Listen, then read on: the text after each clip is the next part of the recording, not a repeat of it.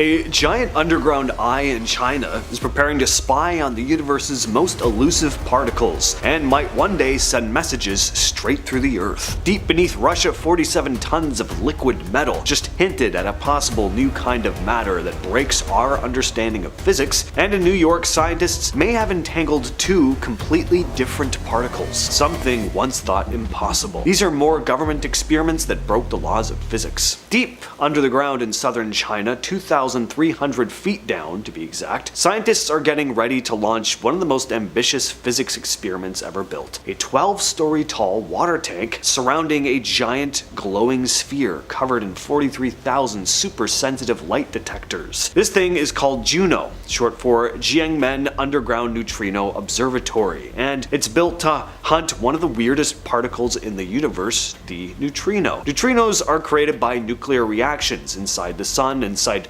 nuclear power plants, even inside the Earth itself. They're everywhere. Trillions of them fly through you every second without you even noticing. What makes neutrinos so strange is they can switch between different types while traveling through space. Scientists still don't know how or why that happens, but figuring it out could unlock secrets about how the universe was built and why matter exists in the first place. Juno might detect neutrinos from inside the Earth and use them to study what's going on under the crust, which could completely change how we understand earthquakes and plate tectonics. There's even talk about using neutrinos to send messages straight through the planet.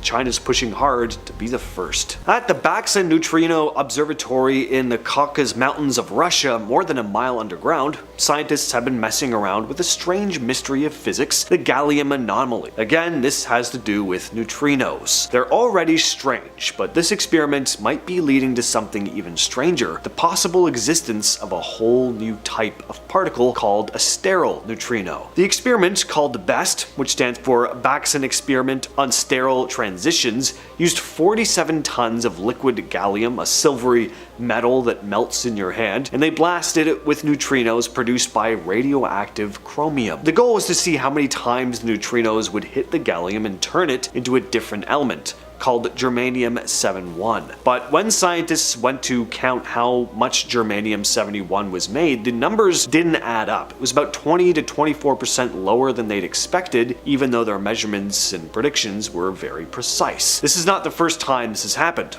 Older experiments saw the same types of results, which is why we have what's referred to as the gallium anomaly. One possible explanation is that some of the neutrinos are vanishing, they're changing into a form that can't be detected, a sterile neutrino. Unlike normal neutrinos, these hypothetical particles wouldn't interact with anything except gravity. That's why some researchers think we might be seeing the effects of new physics that break the current model of how the universe supposedly works. Still, no one's entirely sure what's going on. Either there's a flaw in the experiment that no one's caught yet, or this could be one of the biggest clues that something is missing from the laws of physics as we know them. At Brookhaven National Lab in New York, scientists may have just rewritten part of quantum physics. Using their giant particle smasher, the relativistic heavy ion collider, they came across a new type of quantum entanglement. So if you've never heard of quantum entanglement before, it's a phenomenon where two particles become so connected that changing one will instantly affect the other, no matter how far apart they are. This is very real,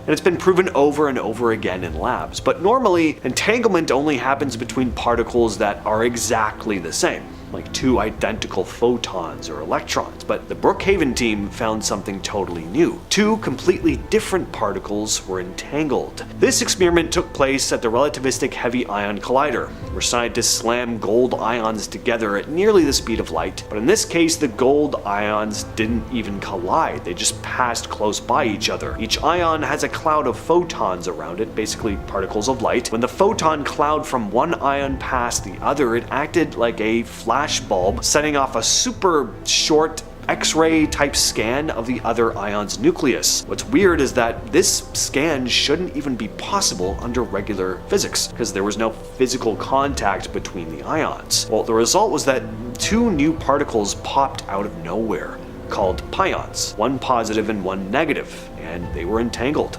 somehow linked. According to Zhangbu Zhu, one of the researchers, we measure two outgoing particles and clearly their charges are different. They are different particles, but we see interference patterns that indicate these particles are entangled. End quote. So, in short, this is the first time anyone's seen two different particles become entangled like this, and it could make scientists rethink how entanglement works altogether. Miroslav Magola, originally from Poland, also claimed to have the ability to attract metal objects to his body, and much like Leo Thaolin, Magola says he can control this power through intense concentration and mental focus, often demonstrating his ability to lift metal objects off the ground and move them without actually touching them with his hands. Magola's demonstrations include making pots, pans, and other metallic items stick to his skin. He's shown up on TV and performed live to prove his ability. Like Liu, Magola's skin doesn't exhibit actual magnetism. Instead, the objects seem to stick because of a combination of friction and possibly maybe a slight suction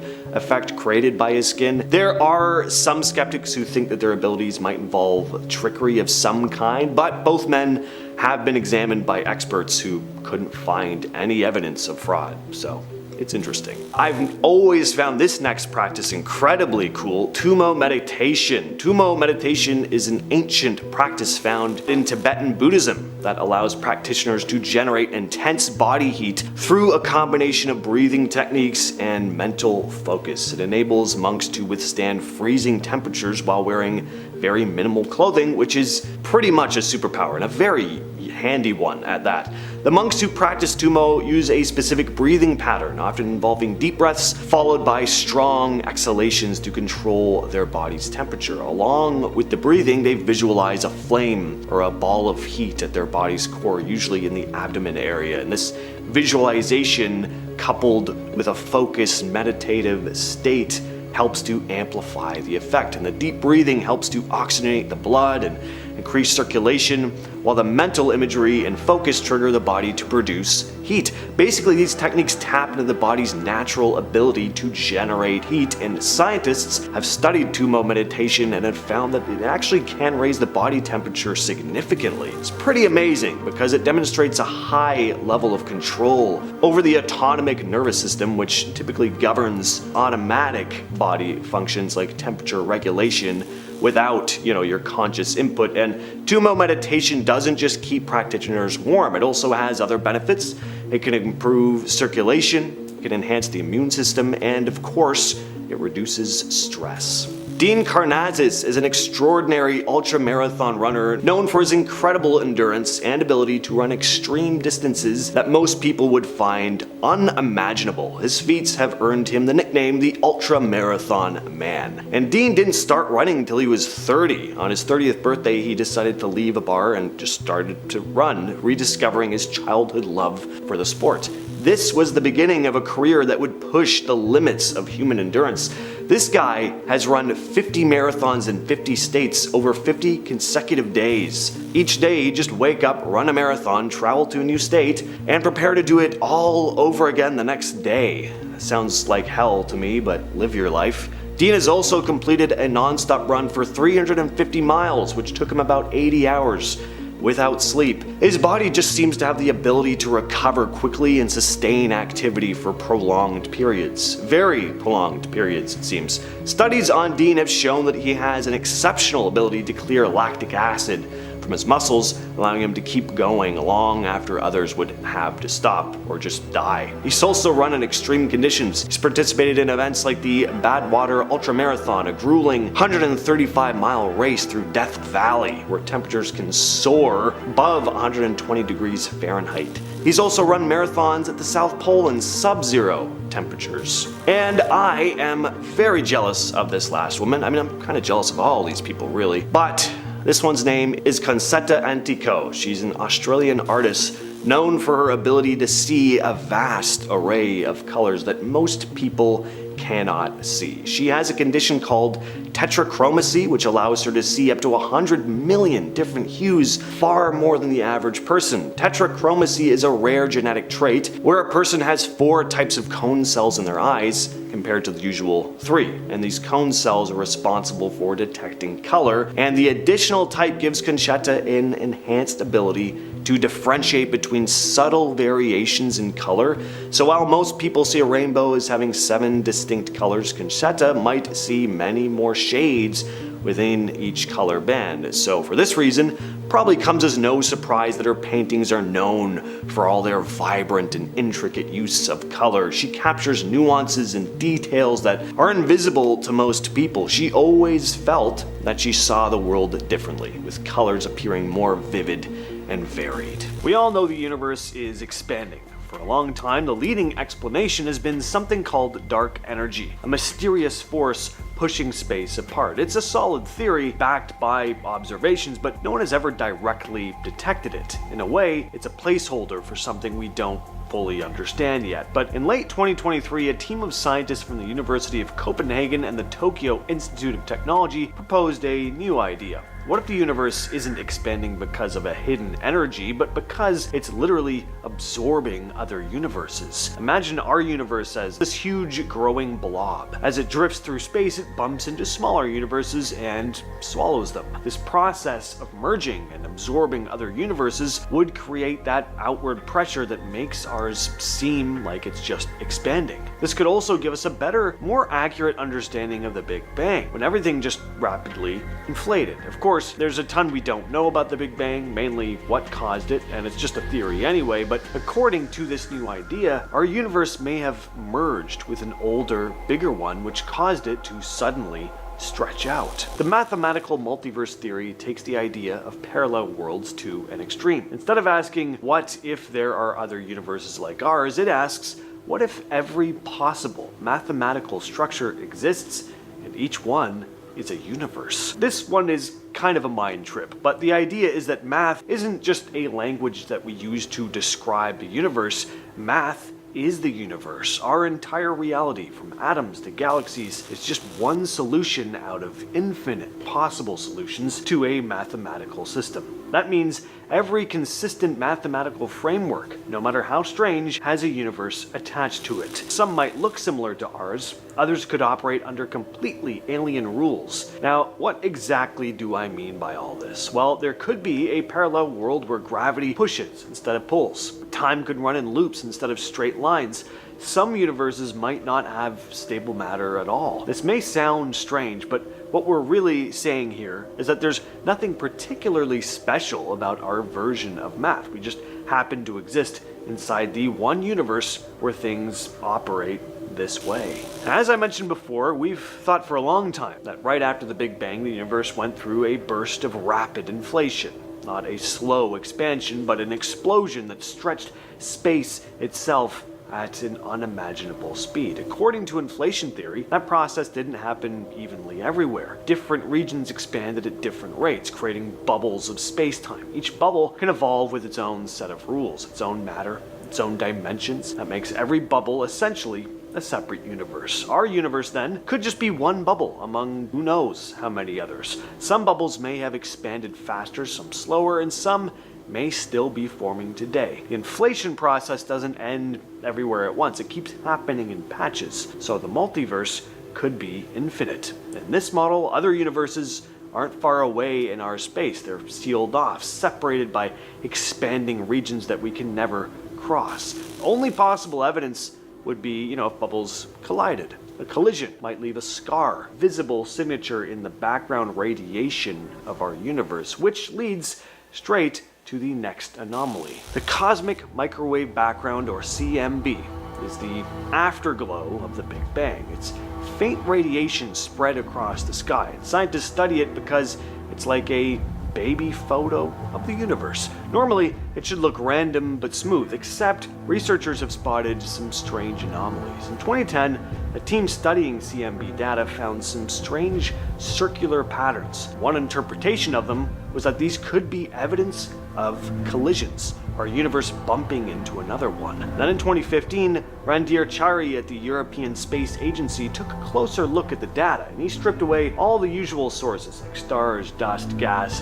What was left behind should have been close to nothing. Instead, though, he found areas that were up to 4,500 times brighter than they should have been. His conclusion was that these bright patches might be imprints left from another universe colliding with ours, kind of like a bruise. Not everyone agrees with this interpretation, of course, but the fact is there are strange patches in the CMB that don't line up neatly with our standard model of cosmology. The simulation theory flips the question of reality on its head. Instead of imagining other universes existing, out in space, it suggests that we might be living inside a computer program. If an advanced civilization had the technology, they could simulate entire realities, complete with conscious beings who don't realize they're in a simulation, i.e. us. Inside, it would look and feel just like a real universe. And if that's true, that all of this is just a very advanced simulation on some alien being's computer, and it's very likely there wouldn't just be one simulation. There could be countless others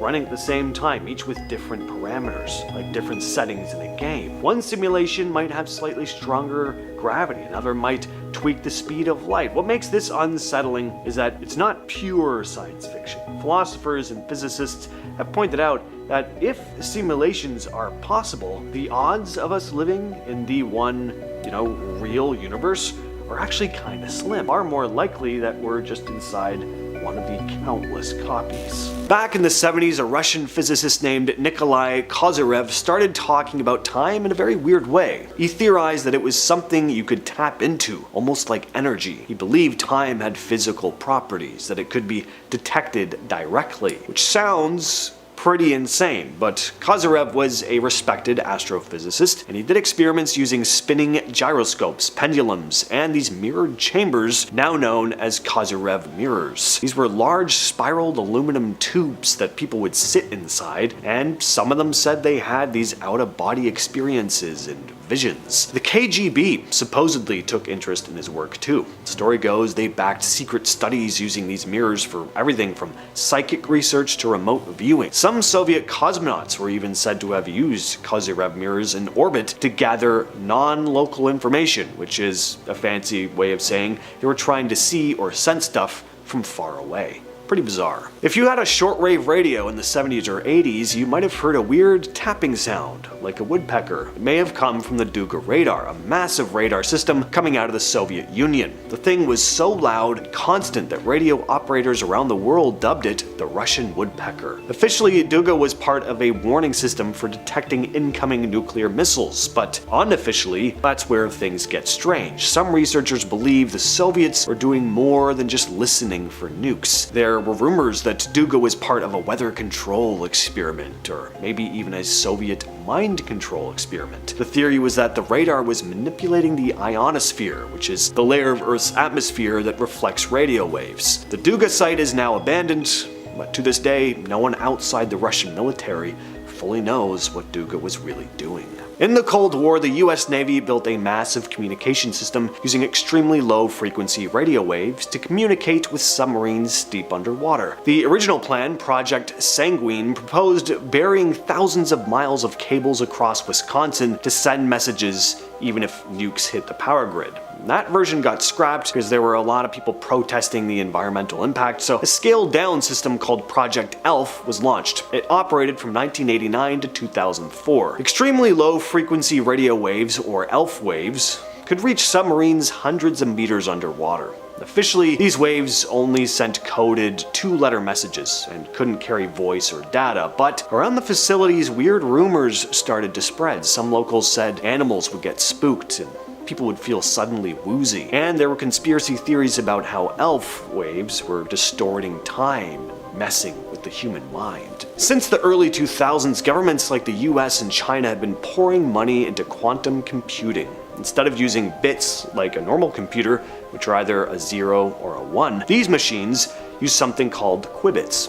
Qubits can act like both 0 and 1 at the same time, which means quantum computers can run through insane numbers of calculations all at once. This is possible because of quantum physics, specifically superposition and entanglement. The goal is to use this to break encrypted codes and solve problems that would take a normal computer millions of years. But a lot of the experiments going on right now aren't public. Agencies like DARPA, NSA, and China's Ministry of State Security are racing to be the first to get a working, large-scale quantum computer. That kind of machine would give whoever builds it a massive advantage, especially when it comes to spying and warfare. NASA's EagleWorks lab tested a propulsion device called the EM drive that claimed to generate thrust without any fuel. The idea was to bounce microwaves around in a sealed metal chamber and somehow push forward, no exhaust needed. Well, in 2016, the team said they measured a tiny bit of thrust. It was about 1.2 millinewtons for every kilowatt of power, which is super small, but still a big deal if it was real, because it looked like the engine was pushing forward without anything pushing back. That would break one of the basic rules of physics, Newton's third law. But a lot of other scientists weren't really convinced. They thought the result might have just been a fluke, like a heat or a vibration messing with the sensors. Enter the Dresden University team. They built a much more sensitive test rig to measure the thrust and found that the tiny push NASA saw just might have been the device heating up and tilting ever so slightly. So yeah, it was exciting at first because it looked like a fuel-free engine could exist, but probably doesn't, at least not yet. Back in the early 2000s, Chinese military researchers started working on a new kind of torpedo that didn't move through water, it moved inside a bubble. This thing's called a supercavitating torpedo. The idea is that once it gets going fast enough, it creates a gas bubble around itself so it's not touching water at all. That means almost no drag. Ideally, you could have speeds of up to 230 miles per hour underwater. They were reportedly working on ways to steer it too, and if they pulled it off, it would break the physics of underwater combat. Normally, sound moves way faster than objects in water, but this thing could close the gap before anyone even detects it.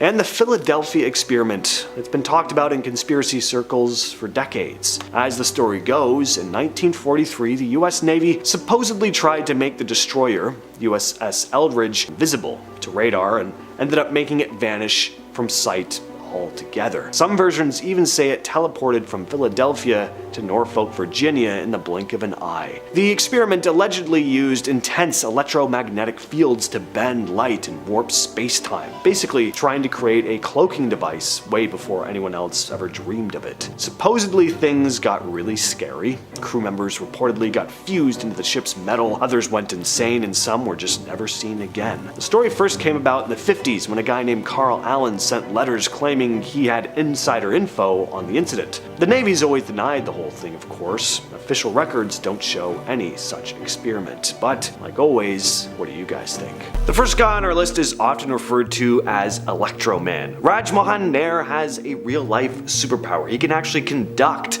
electricity through his body without getting hurt. He can do things with electricity that would seriously harm or even kill your average person. For example, he can light up bulbs, run electric fans, he can power a whole list of electrical devices by allowing electrical currents to pass through his body. Normally, when electricity flows through a human body, it can cause severe burns, disrupt heart rhythms, or, just kill you if it's strong enough, but Nair has almost completely been unaffected, and scientists aren't entirely sure why. But yeah, it's pretty nuts. People often don't believe he can do this stuff till they see him actually doing it in person, holding live electrical wires, lighting up bulbs by holding them, even placing them on his tongue. He's had an electric fan run through the current passing from his body, and please do not test this stuff out for yourself. These are all tasks that would normally be extremely dangerous.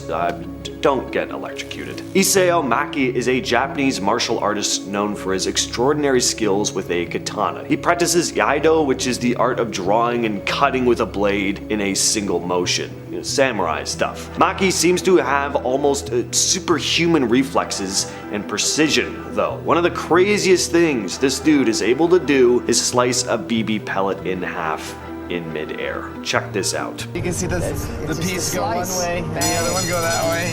A BB pellet, a tiny round little ball fired from an airsoft at high speed, and Maki, using his katana, can just cut this small, fast-moving object cleanly in half as it flies towards him. And he starts out with his katana in its sheath. That is some straight-up anime stuff right there. Crazy. And to put it into perspective, consider how difficult it is to even see a BB pellet moving at high speed, let alone predict its trajectory and react in time to slice it. Crazy. This next man, hailing from Malaysia, is nicknamed King Tooth, and he definitely lives up to the name. He has the ability to pull heavy objects using only his teeth. One of his most famous feats happened in 2007 when he pulled a train using a steel rope clenched between his teeth. The 7-coach train weighed over 297 tons. That is an astonishing amount of weight for a human being to move, let alone just using your teeth. He managed to pull the train a distance over 9 feet, setting a world record. Velu has had years of dedicated training and practice. He started developing his skill at a young age under the guidance of an Indian guru who taught him how to strengthen his teeth, neck, and jaw muscles. The training involves exercises that build up the necessary strength and resilience to handle all these incredible weights. It's a combination of physical strength and mental focus. He needs to maintain a perfect balance and posture to make sure the force is applied correctly without causing injury. He's earned international recognition and several records in the Guinness World Records. Daniel Kish, aka the real-life Batman. So he does not dress in a bat suit and solve crimes, but he uses echolocation just like a bat does. Kish is blind, but he developed a remarkable way to see his surroundings by making clicking sounds with his tongue and listening to the echoes that bounce back. He lost his eyesight right after he was born due to retinal cancer, but this doesn't stop him from exploring and understanding his environment. He started making clicking noises and noticed that he could actually interpret the sounds that bounced back to get a sense of what was around him. And over time, he refined this ability to the point where he can ride a bike, he can hike in the wilderness, he can even recognize object shapes and textures, all using sound. The way echolocation works for Kish is somewhat similar to how it works for bats. When he clicks his tongue, the sound waves travel outward and hit objects in his surroundings. These sound waves then bounce back to him as echoes, which his brain interprets to create a mental map of the area. This process allows him to detect obstacles, identify the size and density of objects, and navigate through complex environments. His brain has adapted to process these sound echoes in a way that gives him spatial awareness. This skill has been so effective that he can walk around unfamiliar places, he can recognize when he's approaching a wall, and even detect the presence of parked cars or tree branches. And just like Batman, Kish has also dedicated his life to helping other people. He founded World Access for the Blind, which is an organization that teaches blind individuals how to use echolocation to gain independence. Next up, we have a Croatian freediver named Budimir Sobat, who set the world record for the longest breath held underwater in March of 2021. So what is the record? 24 minutes and 37.36 seconds. He just laid face down in the pool, closed his eyes to concentrate, and held his breath for the length of a freaking South Park episode. A little over even. That is crazy. And this guy hasn't been holding his breath since he was little or anything either. He didn't take up freediving until he was about 48, and he performed this breath hold at 56. He described his technique for holding his breath that long by saying, "While I am doing my maximum static apnea, I have my eyes closed, and all I focus on is to try and hear my heartbeat. Once I hear it, I become calm and ready to fight the time." Freediving is, first of all, a mental sport. If you can be stronger than your mind, you will succeed. Liu Thao Lin, a man from Malaysia, is often called the Magnetic Man because of his unusual ability to make metal objects stick to his skin. Now, he's not actually magnetic. His skin seems to have this extra friction to it, which allows him to perform the trick. Liu discovered his ability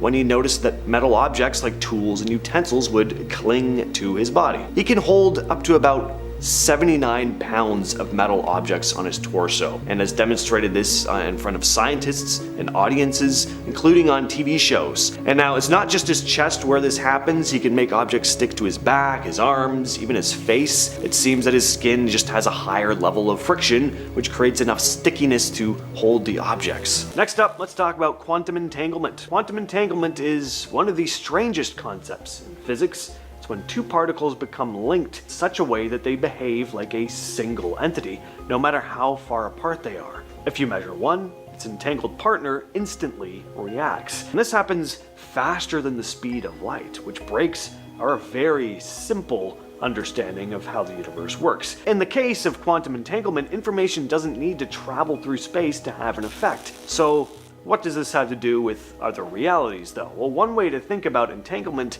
is to consider that before we measure a particle, it doesn't have a single fixed state. It has a set of possibilities. When we force a measurement, basically one possibility becomes the reality that we see, that we observe. Some physicists take that idea a step further. Every possible outcome actually happens, but in a different parallel universe. For example, particles have a property called spin, which is just a label for one of two states, spin up or spin down. So when you measure one particle and it becomes spin up, in our reality, another version of you in another universe measures the same particle and it becomes spin down. Entanglement then isn't just about two particles sending faster than light messages. It's a single event, the measurement, causing the universe itself to split into different branches, each containing a different outcome. This doesn't prove that parallel universes exist, but it does show how some of the strangest things in quantum physics can be interpreted in a way that points to realities other than our own. String theory is the idea that the basic building blocks of the universe aren't tiny dots like particles, but like vibrating strings of energy. The way a string vibrates determines what kind of particle it shows up as, like how a guitar string can make different notes depending on how it's played. For string theory to work, though, there have to be more dimensions than the three we see around us. These extra dimensions are thought to be curled up so tightly that we can't see them, and the way those hidden dimensions are folded or shaped actually changes the rules of physics. Scientists call these shapes Calabi-Yau manifolds, but you can just think of them like different ways of folding origami. Each fold creates a different possible universe with its own set of physical laws, but put all those possibilities together, you don't get one universe, you get a whole bunch of potential universes. So why do we live in this particular one? Well, the idea is that only some universes have the right conditions for life. We just happen to be in the one that works, because if we weren't, we obviously wouldn't be here asking the question in the first place. And finally, we have the holographic multiverse. What in the hell is this? Well, back in the 70s, physicists realized something kind of cool. All the information about everything that falls into a black hole isn't stored inside it, but rather on its flat two-dimensional surface. And that got them wondering, if that's true for a black hole, could it be true for the entire universe? This is what led to the holographic principle. The idea is that our entire three-dimensional universe, with all its planets, the stars, galaxies, it might actually be a detailed projection of information from a flat 2D surface at the very edge of space. What we see and experience as reality is essentially a hologram, a kind of projection. Now, here's where the multiverse angle shows up. If our universe is just one possible projection, then maybe there are other ways to project that same information. Imagine, a single piece of paper with a drawing on it. You can shine a light through it in different ways to create different shadows or images. So maybe that single flat 2D layer of information at the edge of reality could be used to create an infinite number of different 3D projections. One of those projections is, of course, our universe with its specific laws of physics. Another projection could be a completely different universe with its own things going on. This is a pretty cool idea,